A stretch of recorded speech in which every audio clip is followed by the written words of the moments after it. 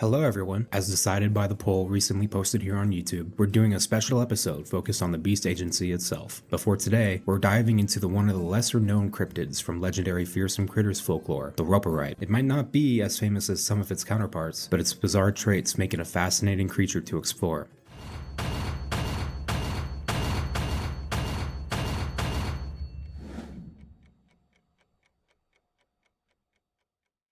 The Roperite is a fearsome critter of North American folklore, recounted by the 19th and early 20th century lumberjacks. In the foothills of the Sierras, this peculiar and deadly animal is said to roam. Its life history remains a mystery. Whether it is born, hatched from eggs, or spontaneously emerges from mountain caverns is unknown. According to the Digger Indian tradition, Roperites are spirits of the early Spanish ranchers. Tales describe hapless creatures pursued by the beast, ensnared by its rope-like beak, and dragged to death through horny chaparral. No man or animal can outrun it. The Roperite reportedly moves with astonishing speed, seemingly half flying, half bounding across rugged terrain, stepping over or kicking aside obstacles with impunity. Its leathery skin is impervious to thorns, and flipper-like legs remain uninjured by rocks. A.B. Patterson of Hot Springs, California, who reportedly saw the last authentic Roperite, noted that it had a large set of rattles on its tail, which it vibrated during pursuit, creating a whirling sound like a giant rattlesnake. Modern accounts reimagine the Roperite as a web-footed, flightless desert bird with horns and modified mouth that functions like a lariat. This version of the creature is said to be the reincarnation of Jose Maria Dominguez, a cruel western rancher who killed both animals and humans in pursuit of his dreams. As punishment for his cruelty,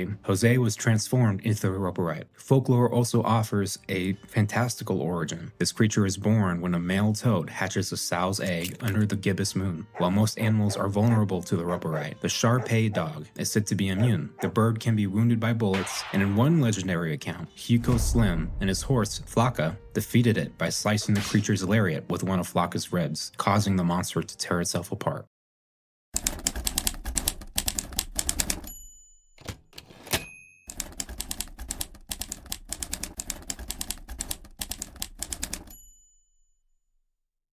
The entity known as the Roperite occupies a fragmented place within the beast archives. References appear sporadically in 19th century lumberjack accounts, frontier journals, and regional oral traditions from California and Nevada, most of which were dismissed as folklore or quietly archived. Documented sightings declined sharply by the earliest 20th century. The last alleged encounter is attributed to A.B. Patterson of Hot Springs, California, though its authenticity remains unverified. No confirmed sightings have been recorded since, until only days ago, with one of our field agents, while investigating an unrelated entity, reported a possible sighting of the Roperite. Due to the priority of the original assignment, the agent was unable to pursue the animal, and the creature remains unverified.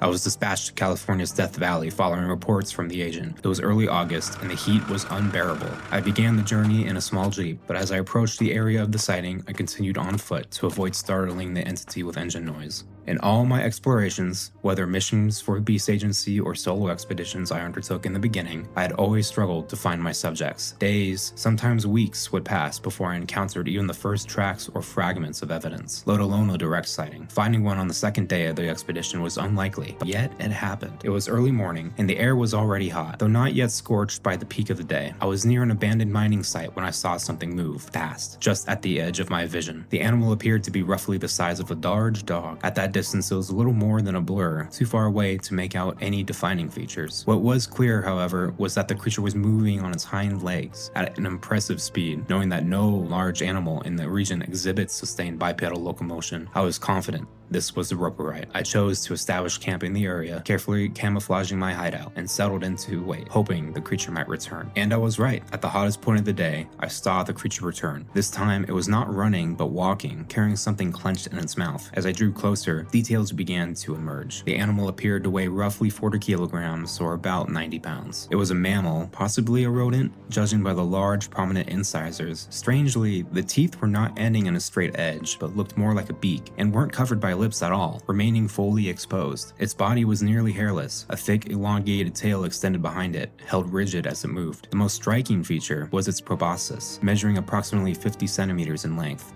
As it approached my sight, the creature suddenly stopped. The prey fell from its grasp. It lifted its trunk and tasted the air, drawing in my scent. Moments later, its head turned and looked directly onto my position. Whether it could actually see me or not did not matter. It had found me. It knew exactly where I was. I froze, weighing the possibilities. Would it flee? Would it charge? I was standing face to face with a predator, and worse, one that was dangerously close to what was likely its den. I made the decision to reveal myself. I stood up slowly. I was roughly 100 meters away, and the creature studied me in silence, weighing its options. I wasn't its usual prey, nearly 50 kilos heavier, taller, and visibly larger than it. Its jaws began to chatter, teeth clicking in a rapid, nervous rhythm. Just at that moment, I heard a dry, unmistakable rattle of a snake just behind me. Instinct took over. I turned and looked, but I couldn't see anything. When I looked back, the creature was gone. I immediately understood what had happened. There was no snake at all. It was just a creature. It had thrown the sound to deceive me, rattling its teeth, and, with the aid of its proboscis, reproducing a dry, warning buzz of a rattlesnake. More than that, it had projected the sound, making it seem as though it came from behind me, not from the animal itself. It was ventriloquism in a mammal, something unheard of outside of humans.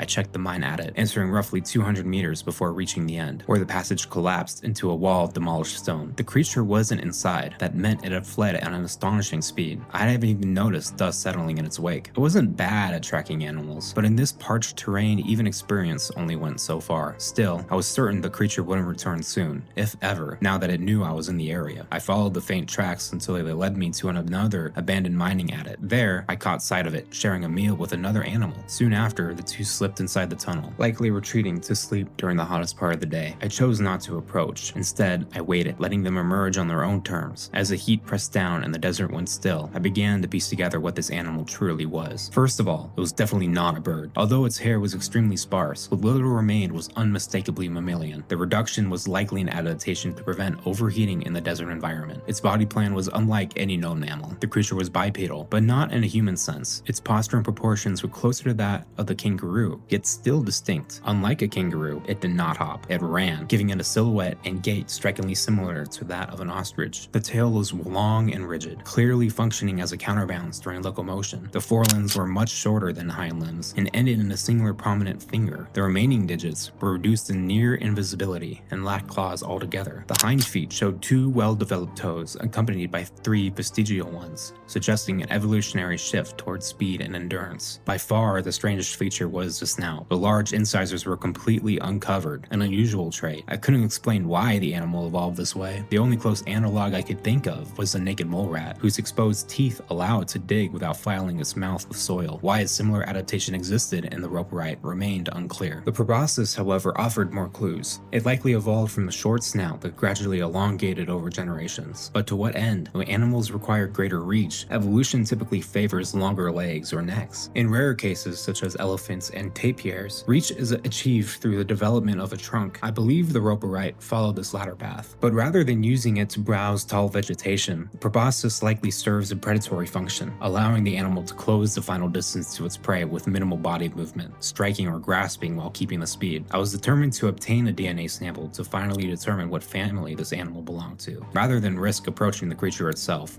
I chose the safer option and returned to the original mine, searching for shed hair or fragments of dead skin that could serve as viable sample. I was successful. Using a portable DNA analyzer, I processed the sample on site. The run took nearly 3 hours, but the results were worth every minute. When the data finally stabilized, the genetic markers placed the creature within Afrotheria. That changed everything. I had assumed it belonged to somewhere in the rodent family. Instead, the sequencing revealed it was far closer to aardvarks and elephant shrews, an affiliation that suddenly made sense when you look at the elongated snout. But that discovery opened a far bigger mystery. Both of its closest living relatives are native to Africa, and yet this specimen was found in California. How does an Afrotherian lineage end up on the west coast of North America? There are only a few theoretical possibilities. One is a transoceanic rafting, small ancestral populations drifting from Africa to South America on natural vegetation mats roughly 50 million years ago, and later migrating northward. While such dispersal events are not impossible, the distance and survival odds made it extraordinarily unlikely. The alternative is an earlier migration into Europe, followed by a crossing into North America before continental separations fully reshaped the world. That path, too, presents massive geographic and climatic challenges. For now, all I can do is theorize, and this question will remain a mystery. This concludes my report. I am relieved the mission did not extend any longer. The oppressive heat alone would have rendered prolonged fieldwork nearly impossible. Even so, I successfully secured multiple DNA samples, which I will deliver to the agency for comprehensive analysis under controlled laboratory conditions. For now, I am formally concluding the expedition.